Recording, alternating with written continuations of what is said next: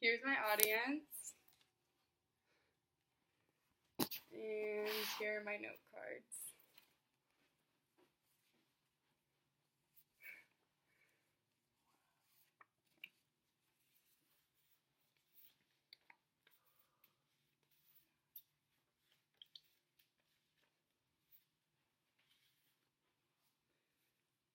Hi, my name's Bridget, and today I'll be explaining why the $1 million donation should go to the Ocean Conservancy Organization.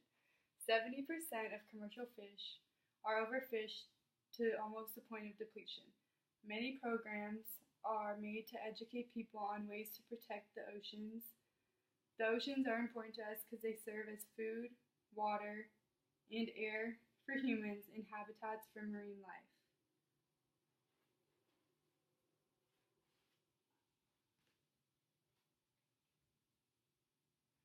The Ocean Conservancy Organization's overall goal is to protect and restore our oceans and wildlife by finding new technologies to inform people on the importance of the oceans.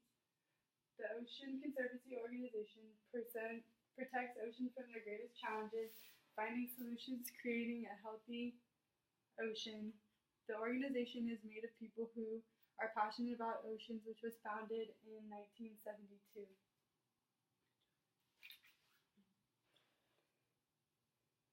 The majority of Earth is water, which leads people to believe that pollutants will be diluted, but that is not true.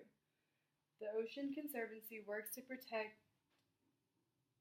the ocean from global challenges for a healthier ocean, wildlife, and the communities that depend on it. The organization is made of people who are passionate about the ocean and wish to see change, focusing on the overall solution. They listen to real stories to collect information to share these stories the best they can with other people. Some of the biggest problems the oceans face globally can be fixed by the Ocean Conservancy receiving this donation. Andreas Merkel said, "No matter how big the goals are, we'll work to achieve them because we're in this for the long haul." If you love the ocean like I do, we need your help. Donations like this $1 million one could further actions in the programs that they have. The donation could be put towards further actions in programs, used for advanced technologies, used to bring in more volunteers, put into fundraising and advertisement, used to educate people on oceans, and be used for more research. The Ocean Conservancy works to bring people, science, and policy together to champion innovative solutions for a sustainable ocean. They do this to ensure that the water is healthy and that the food and water we're getting out of the ocean is also healthy. One of the programs is the Trash-Free Sea, which is planned to reduce trash that is found in water. Plastic is the most found piece of trash in water and is often mistaken for food by marine animals. It often is entangled in their bodies or inside of them. The money could also be used for advertising and fundraising because all of the programs need volunteers to make them happen. One of the main goals of the Ocean Conservancy is to research and share ideas about what's trashing our oceans with the people, community, and decision makers. Our oceans are still at risk today, and it is our job to take actions against this problem. Potential changes could be advancements in projects like the Poseidon, which is a joint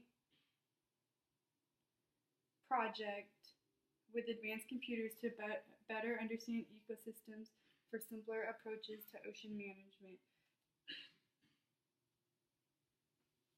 Another potential change is ensuring a safe supply of seafood like shown on here. It's saying that if you buy food that is produced sustainably, that you can cut your carbon footprint almost in half. Changes with the money could include the law that governs our fisheries and sustainable practices. It is said that Americans' fisheries are some of the best managed fisheries due to MSA Science-Based Framework, Masterton Molly. MSA is the act that extended sustainability up to 200 miles offshore, and the more people and more money that we can get put into the organization, the more we can use to rebuild overfished stocks for a safe supply of seafood to be available to the people. The money could also be used to invent new technologies to come up with ways to manage these oceans. These advanced computers help better understand ecosystems for simpler approaches to understand behavior and impacts. One of the biggest problems today is the huge demand for seafood, causing populations to decline because of overfishing. The impact of money and potential change. The biggest major step is educating people about the oceans, the human impacts on the oceans, and what could be done as solutions. Educating people on the oceans is the key to this. Managing resources sustainably. Example of the deep sea corals off the Atlantic need to be protected for shelter, food, and reproduction for fish. In this, you need to include the number of prey, the habitat of the fish, and how many fish can be taken out sustainably without causing a disruption. Another way could be purchasing products that are better for the environment or practicing strategies which are better for the environment. Peter Moley spoke on this, saying, buying products that are better environmentally will result in more profit for companies to respond to environmental products. It is always key to keep yourself educated on ways to protect and restore oceans, and make sure to share what you learn with family and friends. It is important to keep oceans clean. That's what the Ocean Conservancy stands for. They focus on main problems that all oceans face, and the money could have a huge impact on resources for further research. More people involved will have a bigger overall impact. The Ocean Conservancy designed multiple programs which protect the Arctic to trash-free seas, and all of us depend on the oceans for the air we breathe, the water we drink, and the food that we eat. Are there any questions? Yes. When was the Magnuson-Stevens Fishery Conservation and Management Act established? It was established in 1976, and it also established 8 regional councils. What kind of animals live in the deep sea corals off the Atlantic? Many animals such as fish, crabs, squids, spiders, and ghost sharks. Alright, I have one that's going to really stump you. When did overfishing become a huge problem in fisheries? Since the 1950s, it has quadrupled and even sent governments to the point of subsidizing fishing vessels.